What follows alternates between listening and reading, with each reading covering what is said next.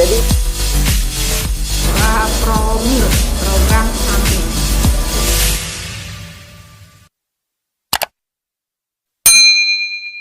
Nah, kesehatan reproduksi ini sangat penting ya Ayah Bunda, dan juga mungkin yang di agen HNI hari ini banyak juga yang belum menikah ya, yang masih atau juga baru menikah.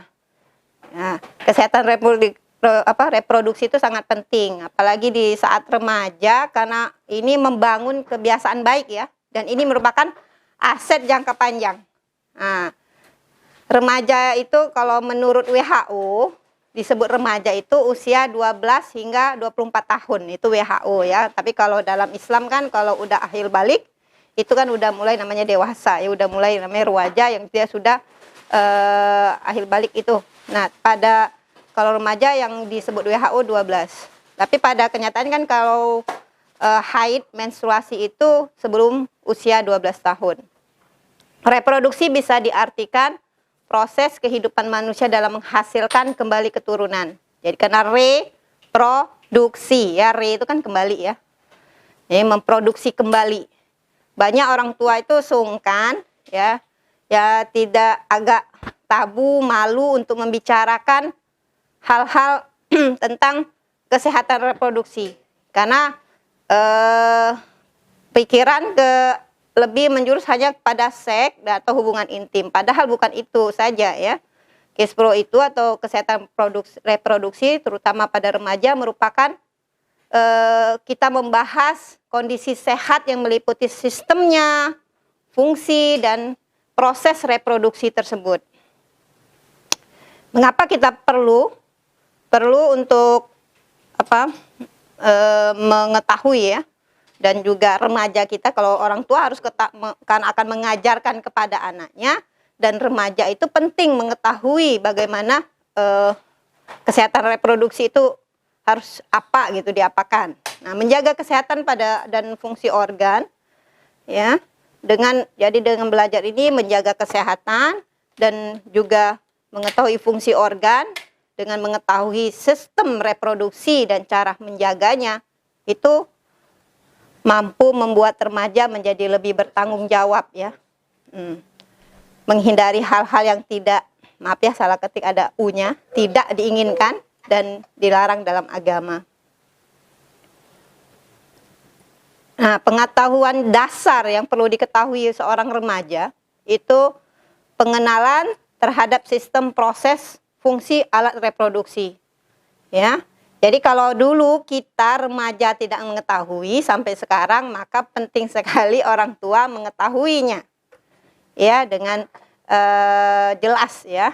Seolah nggak bisa menjelaskan dengan baik dan benar kepada remaja kita. Saya rasa itu teman-teman di sini banyak yang usia seperti saya ya, yang punya anak gadis, anak bujang yang usianya mulai remaja, yang udah mulai 12 tahun ke atas.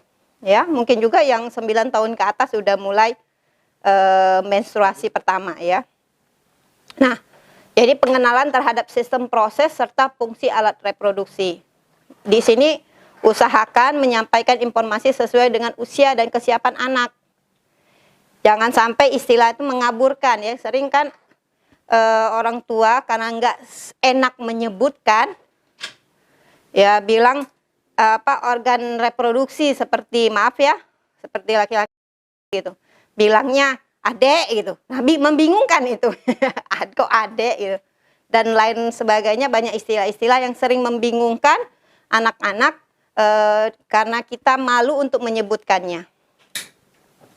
Resiko penyakit ya, di sini juga dengan belajar tentang kesehatan reproduksi, kita mengetahui dan juga seorang remaja bisa mengetahui resiko penyakit yang akan timbul gitu ya. Aspek ini juga sebaiknya sudah dikenalkan, disampaikan pada remaja yang sudah beranjak dewasa. Dengan mengetahui resiko yang mungkin terjadi, remaja tentu lebih berhati-hati ya, dan lebih menjaga kesehatan reproduksinya. Ya.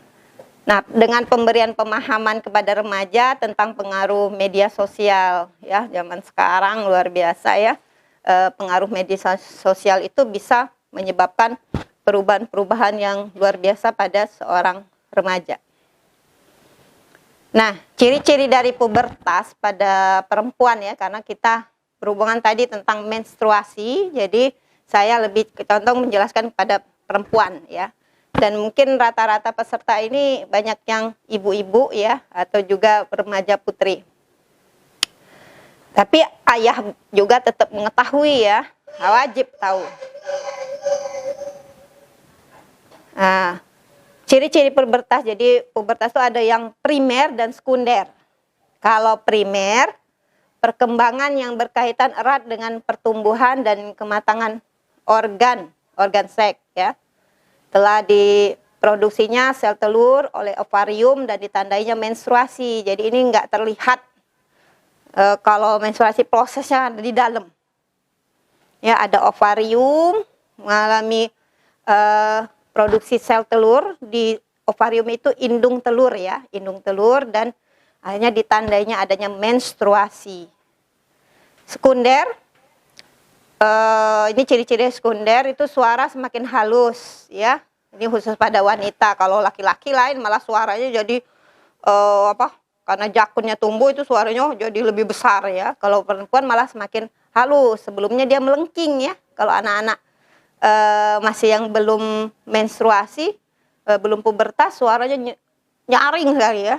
Nah, tapi kalau dia semakin remaja, sudah mulai pubertas, suaranya makin halus, payudaranya bertumbuh, nah pinggulnya makin membesar, dan terus juga ada tanda-tanda umum baik laki-laki dan perempuan itu tumbuhnya rambut halus sekitar kemaluan, tumbuh rambut di ketiak, berjerawat, rasa ketertarikan terhadap lawan jenis, nah ini ya ayah bunda, dan produksi keringat yang berlebih. Sehingga pada anak remaja yang sudah mulai pubertas ini, ekstrak ya pakaiannya itu lebih cepat basah keringat, ya aromanya pun berbeda. Oke, nah kita tentang kesehatan reproduksi bisa ayah bunda juga baca ya, bisa banyak juga.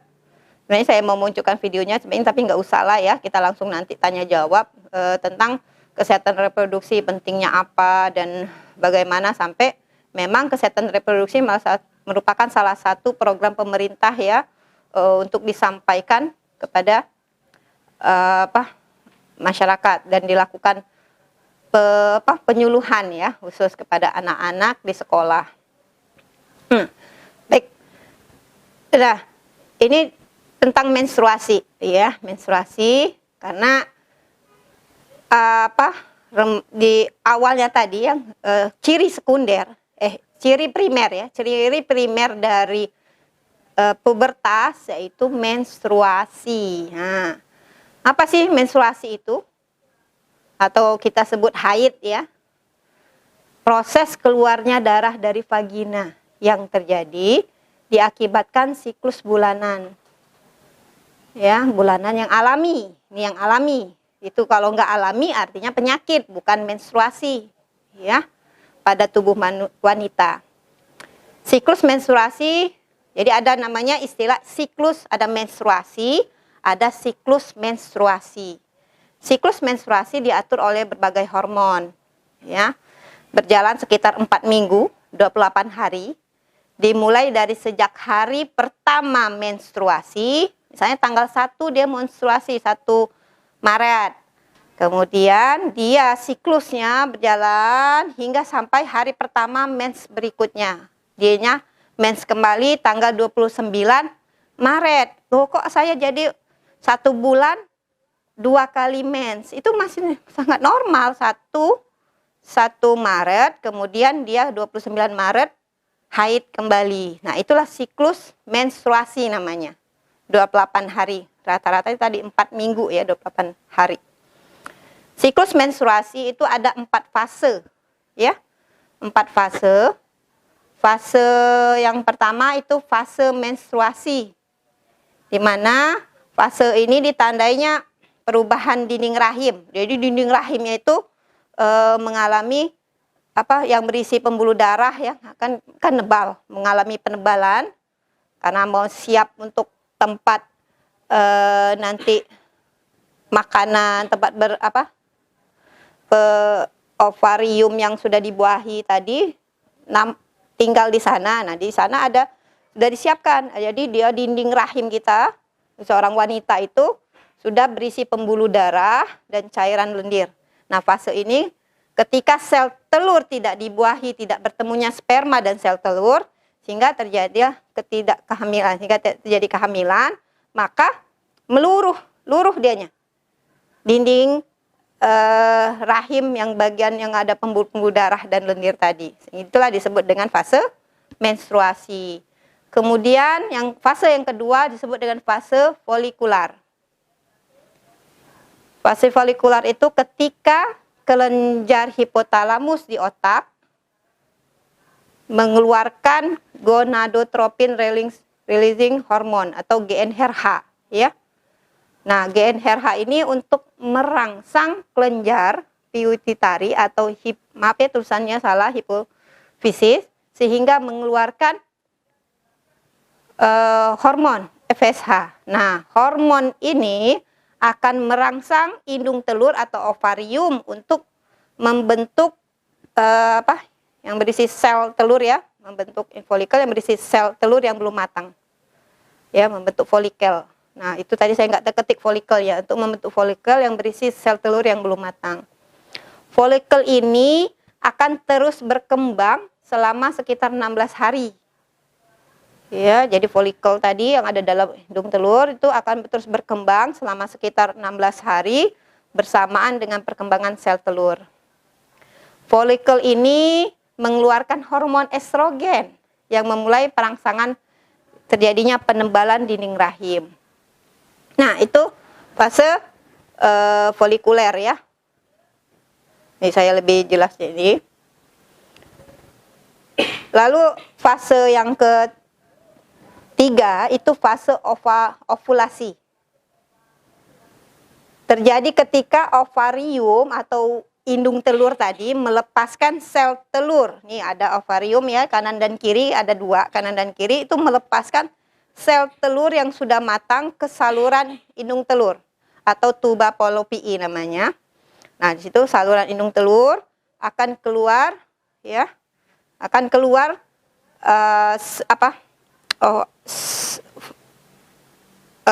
bila kadar hormon, ya, dia akan keluar nih, sel telur ini keluar dari indung telur kalau kadar LH dalam hormon ini dalam tubuh mencapai pada puncaknya, ya. Nah, sel telur akan keluar dari indung telur menuju rahim untuk siap dibuahi oleh sperma. Jadi kalau dianya dari ovarium tadi atau indung telur dilepaskan lalu masuk ke saluran indung telur atau tuba fallopiae. Nah, di situ dia menuju ke rahim, ya, ke rahim. Nah, kalau dia itu ada sperma, maka akan dibuahi. Jika tidak ada sperma, tidak dibuahi, akan melebur 24 jam hanya 24 jam.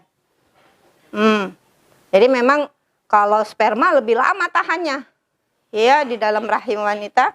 Tapi kalau sel telur hanya bertahan 24 jam setelah ovulasi, setelah dilepaskan. Lalu fase yang keempat itu fase luteal. Jadi folikel yang sudah mengeluarkan sel telur tadi, sel telurnya sudah matang, berubah menjadi jaringan korpus luteum, ya. Itu folikel tadi, ya, menjadi jaringan korpus luteum. Korpus luteum ini mengeluarkan hormon namanya estrogen dan progesteron. Aduh, bingung nih dokternya ngomong apa, insya Allah paham, ya. Ini saya hanya menjelaskan itu bahwa fase menstruasi itu dari mulai haid hari pertama sampai hari pertama haid berikutnya, itu namanya fase menstruasi. Terdiri dari 4 fase, ya.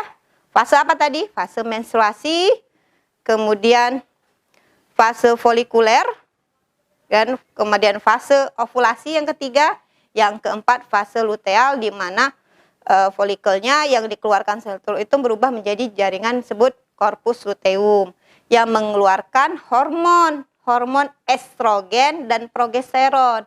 Nah, kalau ayah bunda paham ini, insya Allah nanti kedepannya mudah tuh. Oh, gimana sih caranya? Nanti untuk program kehamilan, wah udah bisa ini. Ini bisa akan, saya kemarin diminta teman-teman Andalas, Bu Dokter bahasnya promil aja. Nanti insya Allah pada pertemuan berikutnya kita belajar tentang promil. Tapi kalau kita pahami dengan fase menstruasi ini, lebih enak gitu masuknya nanti bagaimana untuk promilnya nanti ya. Kalau tidak terjadi kalau jika terjadi kehamilan ya, terjadinya pembuahan antara sel telur dan sperma, maka kehamilan itu akan keluarlah ya, terjadi kehamilan, maka akan keluar hormon ya. Karena tadi masih ada corpus luteum menghasilkan hormon estrogen dan progesteron, maka akan keluarlah hormon HCG yang nanti diperiksa kencing seorang ibu ya, pagi-pagi ya, diperiksa urinnya garis 2. Nah, itu HCG yang diperiksa, human chorionic gonadotropin. Agar ini keluar sehingga corpus luteum tetap ada di dalam ovarium sehingga dinding rahim tidak meluruh ya dengan adanya hormon estrogen progesteron ini. Bila tidak terjadi kehamilan, corpus luteumnya meluruh. Kadar estrogen dan progesteronnya tuh turun. Dengan penurunan hormon ini menyebabkan meluruhnya dinding rahim dan terjadilah menstruasi. Ya, dinding udah nebal tadi sudah menyiapkan untuk makanan, tempatnya sel telur yang telah dibuahi itu karena tidak ada pembuahan, dia meluruh, terjadilah menstruasi. Fase ini sekitar 11 sampai 17 hari dan rata-ratanya itu 14 hari sehingga sering dihitung ya, fase ovulasi itu 14 hari.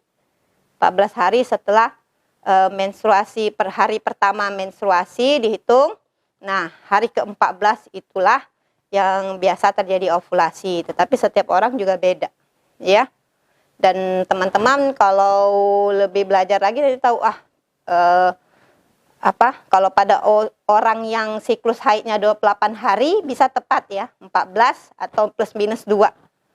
Tapi pada orang-orang yang siklus haidnya tidak berubah-ubah, bisa pendek, bisa panjang, itu tidak bisa tepat 14 hari. Normal menstruasi itu 3 sampai 7 hari, ya. Ibu-ibu di sini ada nih.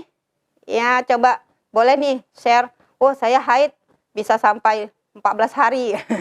Ya, ada yang sampai cuman 1 hari ya. Pada rata-rata wanita itu haidnya 3 sampai 7 hari. Itu yang paling banyak ya. Siklus menstruasi idealnya 28 hari ya, pada umumnya itu idealnya, itu maksudnya pada umumnya gitu. Namun setiap orang bisa beda, sekitar 21 hari sampai dengan 35 hari. Kalau 21 dia paling pendek gitu. Siklus panjang, siklus pendeknya di sana. Nanti kalau ditanya dokter gitu, kalau ibu ya ada yang mau promil, program hamil, harus tahu tuh siklus panjangnya berapa hari, siklus pendeknya berapa hari. Itulah namanya siklus menstruasi tadi, ayah bunda. Paham ya tentang siklus menstruasi? Siklus menstruasi adalah dari haid hari pertama sampai dengan hari pertama haid yang pada berikutnya ya, menstruasi berikutnya.